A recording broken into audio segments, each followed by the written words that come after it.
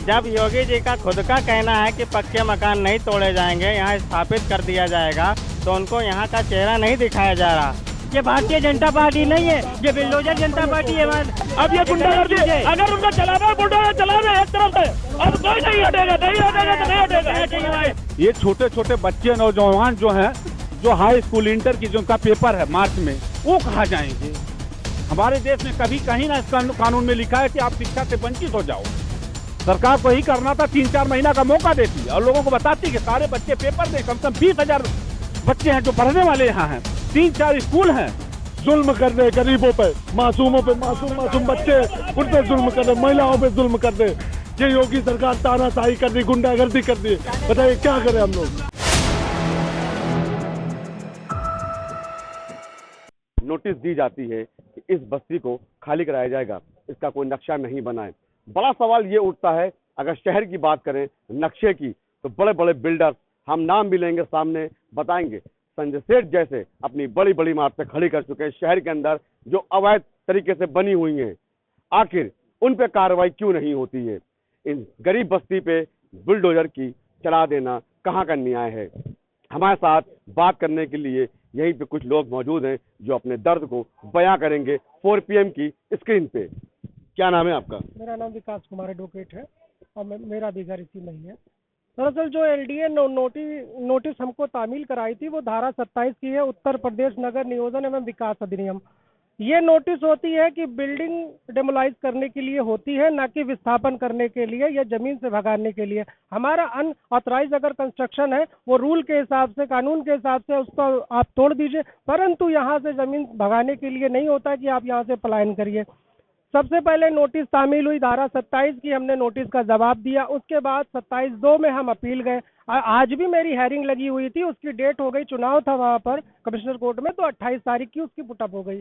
रहा बात बस्ती का सवाल, तो बस्ती हमारी जो है आज़ादी के बाद से ही अस्तित्व में है। सबसे पहले LDA ने 1974 में जब हमने कहा कि साहब हमको आवंटन कर दिया जाए या हमारा पट्टा दे दिया जाए, तो सबसे पहले उन्होंने ये बात नहीं कही कि अनऑथराइज है, हम इसको डेमोलाइज करेंगे या हटाने की बात। उन्होंने कहा कि इसकी हदबंदी कराना पड़ेगा, ये पेपर्स हमारे पास है, हदबंदी कराना पड़ेगा, उसके बाद ही हम आवंटन की कार्रवाई करेंगे। 1984 में यही LDA जो आज हमको जो है डेमोलाइज कर रही है और हमको भगा रही है, कह रही है कि अवैध रूप से है, 1984 में इसी ने सर्वे कराया और 284 लोगों को यहाँ पर मकान पाए, जो कि उत्तर प्रदेश अकबर नगर उत्तरी क्षेत्र में 284 लोगों को प्रमाणित किया कि लोग यहाँ अवैध रूप से नहीं रह रहे, केवल किराया नहीं ना दे रहे हैं। 283 लोग, हाँ, नहीं, कमला का भी नाम था, 284 हो गए। 284 लोग जो है यहाँ पर, ये लिस्ट हमारे पास है, आज भी है, यही का मुकदमा चल रहा हुआ है, पेंडिंग है। पेंडिंग होने के बाद अपील हमारी पेंडिंग है, रिटे हमारी पेंडिंग है। उसके बाद भी ये, क्योंकि न्यायालय में जब तक कि हमारा कोर्ट में केस चल रहा होता है, डेमोलाइज की कार्रवाई निषेध है कि नहीं करनी है, मगर फिर भी ये कर रहे हैं। ये इनकी मनमानी है जो LDA वालों की, ठीक है, प्रशासन की। तो हम प्रशासन से गुहार करेंगे कि ये कार्रवाई आप ना करें। शकील भाई आप बोलिए। चलिए, और भी यहाँ के जो स्थानीय निवासी हैं काफी पुराने लग रहे हैं। क्या नाम है आपका? मोहम्मद शकील जोगी। कब से यहाँ पे रह रहे हैं? अरे बहुत दिन से रह रहे हैं भैया, हमको ही नहीं पता कब से रह रहे हैं। कितने बहुत दिन से? अरे करीब 50-55 साल से, 50-55 साल से तो रह ही रहे हैं हम। अब रहा सवाल इस बात का है कि ये कानून के हिसाब से हम लीगल हैं, क्योंकि लीगल इसलिए हैं कि यहाँ पर जो है, जो हमारे मकान बने हैं वो एक एक ईंट रख के बनाए गए हैं। शुरुआत में हमारे मकान कच्चे थे, धीरे धीरे हमने अपने मकान बनवाना शुरू किया। प्रशासन कभी ये नहीं रोक लगाया कि आप गलत हैं। जो भी हमको व्यवस्था थी, बिजली, पानी, नाली, खरंजा, आयुष्मान कार्ड, राशन कार्ड, पहचान पत्र, पासपोर्ट, सारी व्यवस्था की गई। फिर भी आज जो है अचानक क्या हो गया भैया, आज कह रहे हैं कि आप अवैध हो। कौन सा अवैध भैया? और एक तो LDA ये कह रहा है कि आप जो मकान बनवाए हो तो ये जो है अवैध है, क्योंकि इसका आपका पास नक्शा नहीं है। और जब से हम बसे हुए हैं तब ये गांव था, में नहीं था, चनेहट ब्लॉक में था। जब ये गांव से शहर में आया, नगर महापालिका में, तब जाके यहाँ पर स्ट्रीट लाइट और पानी का अरेंजमेंट किया गया। उसके बाद हुआ ये कि ये जो जमीन है वो चारागाह की थी। चारागाह कहाँ होता है? शहर में नहीं होता है, गांव में होता है। तो गांव में ये चारागाह की एक हिस्से पे जमीन पे हम लोग यहाँ पर बसे हुए। बाकी हिस्सा ये है सचिवालय कॉलोनी, सियादे कॉलोनी, ये सब कॉलोनियां उसी चारागाह की जमीन पे बसी हुई हैं। वो नहीं गलत, वो भी चारागाह पे है और हम गलत हैं क्योंकि हम गरीब हैं। उस समय ये बंधे भी नहीं थे जब हमारा गांव जो है बना था। अब सवाल इस बात का ये उठता है कि ये बंधे क्यों बनाए गए। यह बंधा जो हमारे सचिवालय कॉलोनी और सियादी कॉलोनी को बचाने के लिए, फिर वो जो है शक्ति नगर बंधा बनाया गया, इंदिरा नगर को बचाने के लिए संजय गांधी का पुरम बनाया गया, संजय गांधी गोमती नगर में पानी न जाने पाए। कुकराल नदी, ये जो बताया है कि कुकराल नदी जहाँ से चालू है, नदी इसको कहा गया है नाले को, पर नदी रहा सवाल, अगर ये नदी थी तो जहाँ से दसौली गांव से चलती है और पेपर मिल होकर नदी गोमती में मिलती है, पूरा बंधा क्यों नहीं है? मेरा सवाल है कि पूरा और बंधे, जब कमिश्नर कोर्ट ने डॉक्टर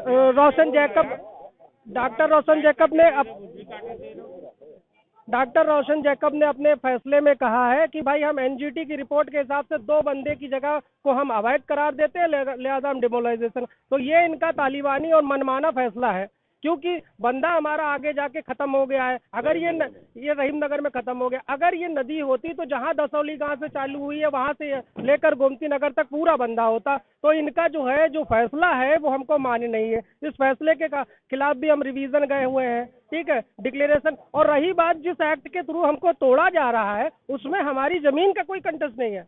जो धारा 27 में कानून एक्ट चिक के कर रहा है कि केवल हम अनऑथराइज्ड कंस्ट्रक्शन के लिए बात कर रहे हैं, वो भी मगर एक मकान में 4 से 5 फैमिलियां रह रही हैं, दलित भी हैं, मुस्लिम भाई भी हैं, ओबीसी भी हैं, जनरल भी हैं, सारे कम्युनिटी के बच्चे पढ़ने वाले हैं, सारी चीजें। और घरेलू कामगार महिलाएं हैं जो कि कोठियों में चौका बर्तन करके अपना गुजारा भत्ता परिवार चलाती हैं। अब अगर रहा सवाल इनको वहाँ दे भी दिया जाता है तो इनके जीवन पे आ जाएगा, क्योंकि वहाँ कोठी बंगले तो मिलेंगे नहीं, काम करेंगे तो उनके बच्चे तो भूखे ही मर जाएंगे। शकील भाई, एक बात बताइए, आप लोग इसकी गुहार मुख्यमंत्री से लगाई थी? मुख्यमंत्री के यहाँ से गए हुए थे, कल 5 लोगों की जो है टीम गई हुई थी और बहुत लोग, करीब 200-250 लोग गए थे जिनको अंदर नहीं जाने दिया, केवल 5 लोगों को, उसमें से मैं भी था। और सीएम साहब से मुलाकात नहीं हुई, मुख्य सचिव से मुलाकात हुई थी, वो तो उन्होंने दरखास्त ले ली है, बाकी और कुछ नहीं है।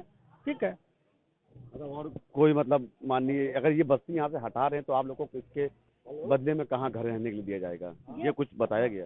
ये आसरा योजना और पीएम आवास योजना की बात कर रहे हैं, मगर वो 5 से 7 लाख रुपए में है। अभी ये कह रहे हैं 5,000 रुपए का रजिस्ट्रेशन कराइए, मतलब एक घर पे एक ही लोगों को कह रहे हैं। बाकी 5 फैमिलियां कहाँ जाएंगी? क्या वो क्या कहते हैं जाड़े में मर जाएंगी? छोटे छोटे बच्चे हैं। ये छोटे छोटे बच्चे नौजवान जो हैं, जो हाई स्कूल इंटर की जिनका पेपर है मार्च में, वो कहाँ जाएंगे? हमारे देश में कभी कहीं ना इस कानून में लिखा है कि आप शिक्षा से वंचित हो जाओ। सरकार को ही करना था, 3-4 महीना का मौका देती और लोगों को बताती कि सारे बच्चे पेपर दें। कम से कम 20,000 बच्चे हैं जो पढ़ने वाले यहाँ हैं, 3-4 स्कूल हैं जिसमें पढ़ाई के लिए बाधित हो जाए, वो बच्चे 1 साल बैक हो जाएंगे। इसके गुनाहगार कौन है? ये बच्चे हैं, उनके माँ बाप हैं। सरकार को सोचना चाहिए कि हमें क्या करना है बच्चों के साथ। कम से कम उनको शिक्षा का अधिकार हिंदुस्तान में दिया गया है, कानून व्यवस्था में दिया गया, बट उनको कानून के भी धज्जी उड़ाई जा रही है। उनको कानून भी नहीं समझाया जा रहा है कि बच्चे कहाँ जाएंगे। महीना का मौका दिया जाए, कम से कम ये बच्चे अपना पेपर दे सके। वो दहशत के माहौल में जी रहे हैं, पेपर छूट जाएगा। रहने की बात तो अलग है, माँ बाप है, कहीं कहीं व्यवस्था करेंगे ही करेंगे, पर वो साल भर शिक्षा से वंचित हो जाएंगे, जिसमें हमारे देश में उसी एक नींव मजबूत नींव होती है शिक्षा ही नहीं रहेगी, सारे लोग बिखर जाएंगे। ऐसा ना किया जाए। सरकार से मेरा विनम्र अनुरोध है, दिल्ली सरकार से है, प्रदेश सरकार से भी है, शिक्षा बड़े बड़े होर्डिंग लगाए जाते, बड़े बड़े बैनर लगाए जाते, मगर उनके बच्चों का क्या कानून है? बच्चे का क्या कसूर है? जो बेचारा स्कूल में पढ़ता है, इसकी आंखों में आंसू है, इसकी कौन देख रहा है? 1 साल इसका बैठ जाएगा, माँ बाप कोई बलिया का है, कोई बिहार का है, कोई दिल्ली का है, इसके बच्चे कहाँ कहीं एडमिशन मिलेगा? अब बताइए, कहीं एडमिशन देगा? कोई सरकार नहीं देगी इसको।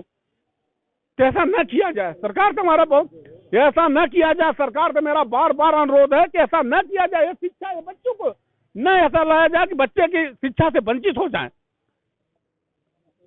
किसी की शादी है, किसी का विवाह है, ठंड का मौसम है, ये लोग कहाँ जाएंगे बताइए? कम से कम 2-4 महीना 5 महीना समय दिया जाता, बताया जाता कि भाई आप इधर से उधर हो जाओ, तो कोई अपना सोचता। तत्काल बुलडोजर ला दिया गया उनके सर पे। क्या करेंगे बच्चे? तोड़े जा रहे हैं, माँ बाप बिक रहे हैं, जिंदगी बुढ़ापा, जिंदगी जवानी बीत गई बेचारों की। ऐसा तानाशाही सरकार न किया जाए। वहाँ पे लाठीचार्ज की गई है। कहाँ पे? यहीं ऊपर मेन रोड पे। हमारे मंगल भाई थे, उनको भी मारा है, सबको मारा है। मेरे तो एक पड़ी है, बताइए। सबको पड़ी, मेरे पड़ी, मंगल भाई के भी पड़ी है, महल्ले के जितने थे सबको पड़ी है। 2 नहीं 4-4 लोगों को पड़ी पीछे से। एक नहीं 10-12 लोग तो बचाने के चक्कर में मीडिया सामने हमारा उधर वाल लेके स्कूल नहीं है भाई, इसका घर जाएगा, ये स्कूल जाएगा। स्कूल बंद है, पेपर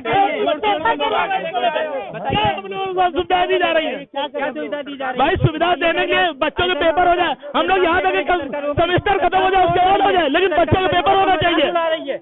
अब ये गुंडागर्दी, अगर उनका चलाना है बुलडोजर चला रहे एक तरफ से, अब कोई नहीं हटेगा, नहीं हटेगा तो नहीं हटेगा। बात नहीं हटेगा। जान दे देंगे मगर घर खाली नहीं करेंगे, ये मंजूर रहेगा, ये याद रखिएगा। बिना जुल्म कर दे गरीबों पे, मासूमों पे, मासूम बच्चे उन पे जुल्म कर दे, महिलाओं पे जुल्म कर दे। ये योगी सरकार तानाशाही कर दी, गुंडागर्दी कर दी। बताइए क्या करें हम लोग? जितना बुरा योगी सरकार, ये भारतीय जनता पार्टी नहीं है, ये बिल्डोजर जनता पार्टी है। महिलाएं हैं, अम्मा। हमारे भैया मंगल को छोड़ा जाए, मंगल को पहले मंगल भैया को छोड़ा जाए, जो हम लोगों को धमकी दे रहा है, सबसे पहले मंगल को छोड़ा जाए। हम लोग का एक छोटा आज 40 साल से बनाते बनाते बीत गया। अब हम लोग को पहले ही हम लोग को सुविधा न मिलती।